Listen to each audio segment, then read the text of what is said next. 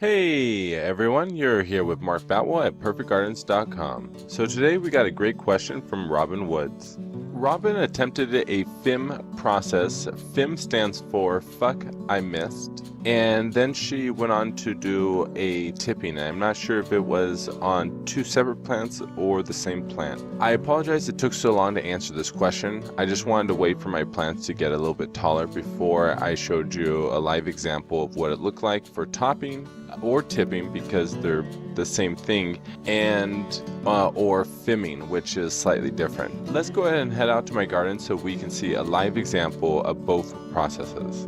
Okay, so let's go ahead and find one of the plants that I think will do well for an example for tipping, topping, FIMing. So out of all four of my cannabis plants I have growing this season, this one's probably going to be the best one I can use to show you how to top, or another technique called FIMing. First off, why would you want to tip, top, or FIMing? Tipping and topping are the same thing, it's just I've heard them used in different times with different growers, so I want to definitely make sure to verbalize all the language so there's no confusion. So why would you want to tip, top, or do another technique called FIMing?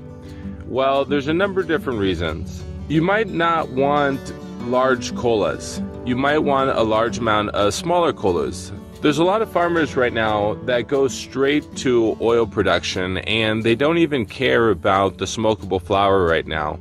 And when you tip your plants, or FIM them or top them, and you allow other flowering sites to begin to develop, what that happens is you're breaking up the energy of the plant. And like we were talking about, if you're an extractor, this would be beneficial to you and the process, because you're not going to be having a large amount of large flowers. And anyone that extracts, they know that the large flowers isn't really what you want. You really want the small popcorn-sized flowers, and so a lot of the extractors will want the lower flowers down here. The thing about being a farmer is that you have a lot of decisions that you can decide on early in the growing process to set up your crop to be easily sold to the consumer market, or even for yourself, depending upon whatever you're doing with it. In this channel, I'm going to be going over not just cannabis production, but also food production over the next few years. And I'm going to be going through talking about canning. I'm going to be talking about post-production harvest and all the different consumable products that you can make throughout the things that you grow in your garden. So when you're setting up your growing operation to max out its return on investment and its quality, these small techniques can make a large difference in your return on investment at the end of the year, and allow you to get ahead of your competitors year after year, because you are finding your niche in the market.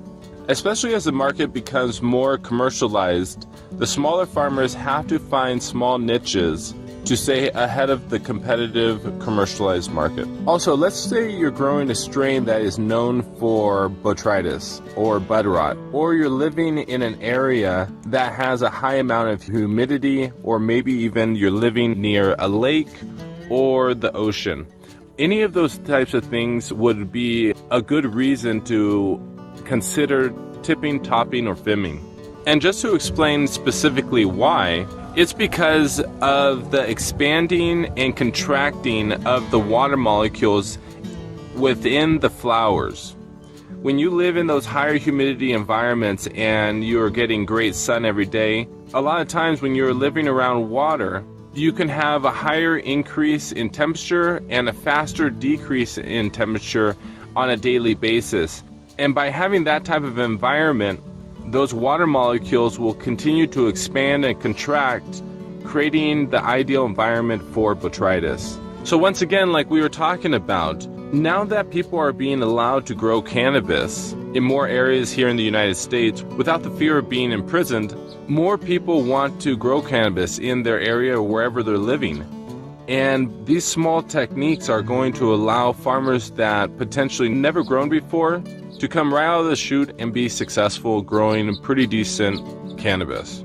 Tipping and topping is also just a great way to train your plants to grow the way you want to grow in your environment. As you can see right here, I am growing a number of different types of plants throughout my entire garden.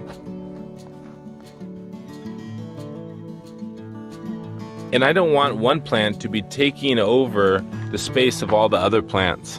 And so sometimes, just by these little techniques, I'm going to be able to slow down the growth of the top of the plant and allow these other shoots to come up, so then I'm able to weave in and out and train my plants. Okay, so when you are topping your plants, you are going to want to use some scissors. You're going to want to cut it at the valley right here, allowing these other two shoots right here to begin to grow out.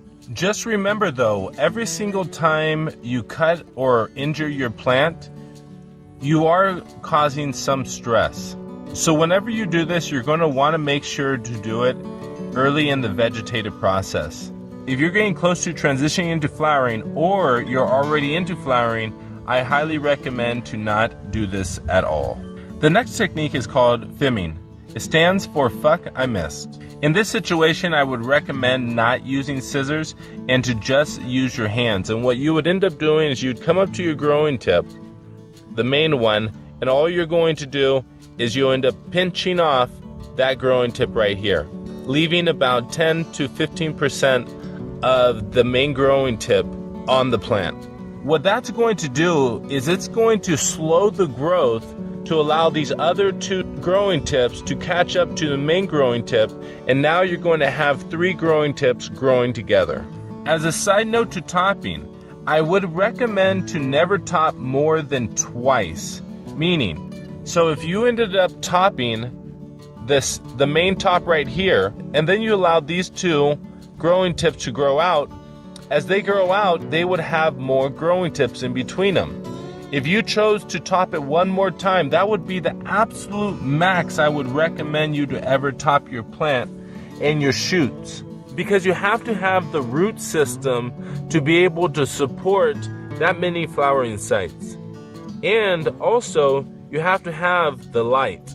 If you don't have the light, indoor or out, especially indoor, I would probably recommend to not even tip or FIM and go more into a training your plants process so it doesn't cause any damage and stress to your plants if you're growing indoors.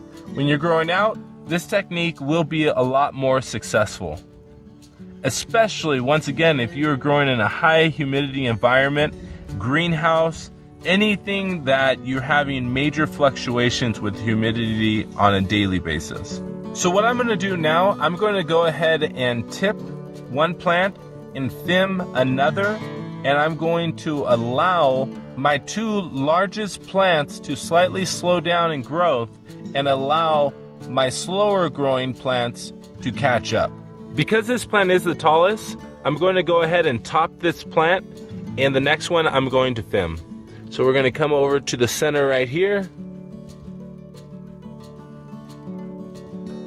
And just right there, all I did was just remove the main growing tip, and I opened up room to allow these 2 tips to begin to grow. Let's go ahead and move on to our second tallest plant, and I'll show you what FIMing looks like. So as you can see right here, this is the main growing tip. I'm going to leave about 10 to 15% left behind. I would recommend just using your hands just to make it easier. And all I'm going to do is pinch the top of that. Okay, so as you can see right here, I've slowed down the growth right here, and it's going to allow these 2 to go ahead and grow and catch up to that center. I'll go ahead and give these plants a couple days to grow so I can show you what they'll look like in the next 48 hours. And what we should see all of these plants fairly even. Just because we've kind of stressed these plants out a little bit and we've allowed their growing tips to come in, these other plants are going to really be able to put on a little bit faster growth because we haven't caused any damage and we haven't interfered with their main growing tip. Thank you so much, and have a great grow, everyone.